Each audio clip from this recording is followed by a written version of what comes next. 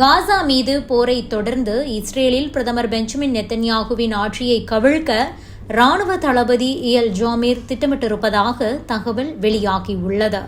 இது தொடர்பாக பெஞ்சமின் நெத்தன்யாகுவின் மகன் யாயர் நெத்தன்யாகு போட்ட பதிவு விவாதத்தை கிளப்பியுள்ள நிலையில் அதன் பின்னணி பற்றிய விவரங்கள் வெளியாகியிருக்கிறது. பார்க்கலாம். மத்திய கிழக்கு நாடுகளில் ஒன்றாக இஸ்ரேல் உள்ளது. இது ஒரு யூத நாடாகும். இந்த நாட்டை சுற்றி சுற்றி இஸ்லாமிய நாடுகள்தான் உள்ளன. தற்போது இஸ்ரேல் பிரதமராக பெஞ்சமின் நெத்தன்யாகு உள்ளார். அண்டை நாடான பாலஸ்தீனத்தின் காசா மீது இஸ்ரேல் போர் புரிந்து வருகிறது. அதேபோல ஈரான் உடனான போர் முடிவுக்கு வந்துள்ளது. லெபனானில் செயல்பட்டு வரும் ஹிஸ்புல்லாவுடன் பிரச்சினை உள்ளது. இப்படி சுற்றி சுற்றி பல நாடுகளை இஸ்ரேல் சமாளித்துக் கொண்டிருக்கிறது.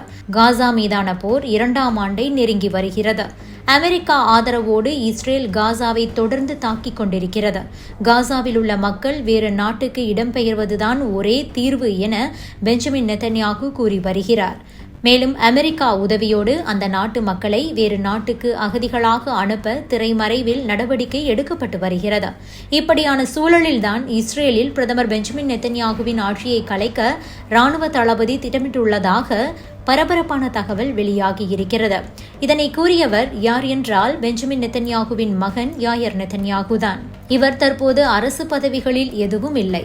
இது தொடர்பாக யாயர் நெத்தன்யாகு தனது எக்ஸ் பக்கத்தில் என்ன சொல்லியிருக்கிறார் என்றால், ராணுவ தளபதி எயால் ஜாமீர் இஸ்ரேல் அரசை கவிழ்க்க திட்டமிட்டிருக்கிறார். காசாவை முழுமையாக கட்டுப்பாட்டுக்குள் கொண்டு வந்து இஸ்ரேலையும் ராணுவத்தின் கட்டுப்பாட்டில் எடுக்க நினைக்கிறார். இதற்காக இஸ்ரேலில் அதிருப்தியாளர்களை வைத்து கலகத்தை ஏற்படுத்தி ராணுவம் மூலம் ஆட்சியை கட்டுப்பாட்டில் எடுக்க நினைக்கிறார் என கூறியிருக்கிறார்.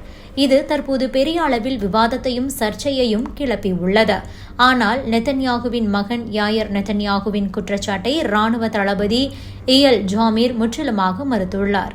இது தொடர்பாக அவர் சமூக வலைதள பக்கங்களில் இப்படி பதிவிட்டு என்னை அச்சுறுத்த வேண்டாம். நான் இப்படியான அச்சுறுத்தல்களை ஒவ்வொரு முறையும் ஏற்க முடியாது. இதை அவர் எப்படி சொல்ல முடியும் என்று கேள்வி எழுப்பியிருக்கிறார். இதிலிருந்து உங்களுக்கு என்ன கிடைக்கும்? என்னை ஏன் தாக்குகிறீர்கள்?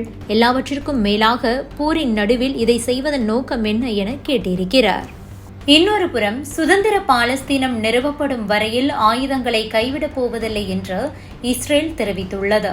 காசாவில் போரை முடிவுக்கு கொண்டு வருவதற்கான இஸ்ரேலின் கோரிக்கைக்கு ஹமாஸ் இந்த பதிலை கொடுத்திருக்கிறது.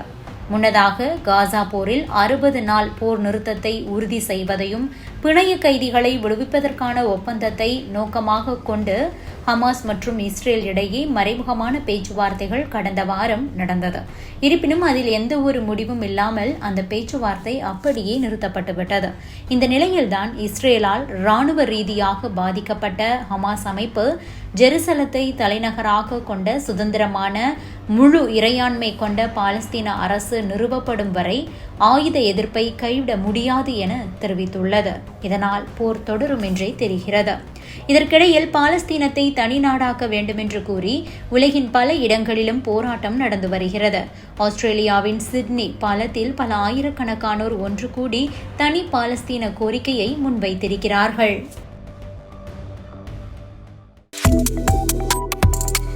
Subscribe to One India and never miss an update.